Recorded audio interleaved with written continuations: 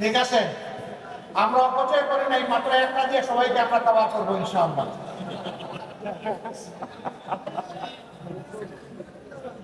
তারপরে রংপুর 2।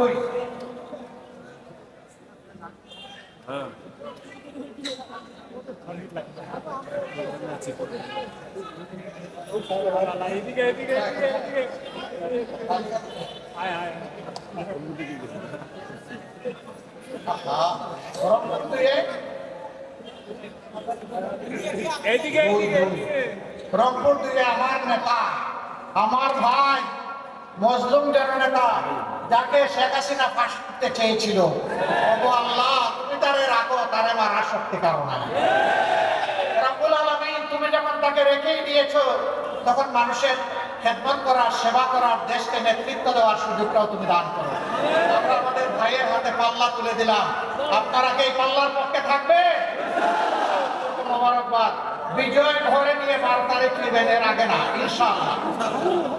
তারপরে রংপুর 3, এই শহরে শহর নিয়ে যে আসন, সেই আসনে আমাদের সম্মানিত ভাই, বিশিষ্ট শিক্ষাবিদ, আপনারা সকলেই তাকে চিনেন, জনাব মাহবুব রহমান বেলাল।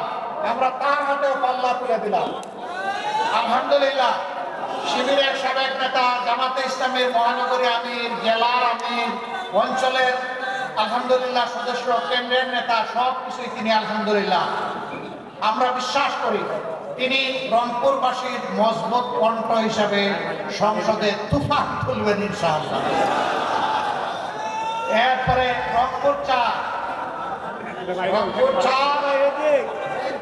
আপনারা জানেন আমরা 10টি দল একত্রিত হয়ে 10 মিলি করি কাজ, তাতেই আছে ভালোবাসা, তাতেই আছে লাভ। এবং দেশবাসীকে আমরা একত্রিত করার জন্য এই পক্ষে ডাক দিয়েছি। সেই 10টি দলের গুরুত্বপূর্ণ একটি দল হচ্ছে জাতীয় নাগরিক পার্টি। এই পার্টির সদস্য সচিব আপনাদের সন্তান, আমরা তার হাতে এবার শাপলা কলি তুলে দিচ্ছি। একটাই, যেখানে পাল্লা ওখানে পাল্লা, সবাই পাল্লা, যেখানে শাপলা কলি ওখানে সবাই আমরা শাপলা কলি। এই আসলে আমরা সবাই শাপলা কলি ইনশাআল্লাহ। আরো বিজয় নিয়ে আমরা করে ফিরবো ইনশাআল্লাহ। এরপরে রংপুর 5, আরেক মজলুম নেতা, দীর্ঘদিন জেলে ছিলেন, আপনারা তাকে ছিলেন, সাবেক উপজেলা চেয়ারম্যান জনাব বিশিষ্ট শিক্ষাবিদ জনাব গোলাম রব্বানী। তার হাতেও আমরা ইনসাফের প্রতীক এই দাড়িপাল্লা তুলে দিলাম। আপনারা দাড়িপাল্লাকে কবুল করলেন আলহামদুলিল্লাহ। এই বিজয় করে নিয়ে আমরা ফিরব ইনশাআল্লাহ তাআলা আযীম। তারপরে রংপুর 6, বিশিষ্ট আলেমে দ্বীন, আপনাদের সকলের পরিচিত মুফাসসিরে কোরআন জনাব ভাই নুরুল আমিন, তাকে আমরা দিয়েছি 6 নম্বর আসনে। এই আসনটি রংপুরবাসীর মুখ থেকে একবার হাইজ্যাক হয়ে গিয়েছিল, আবার রংপুরবাসীর মুখে ফিরে আসবে ইনশাআল্লাহ।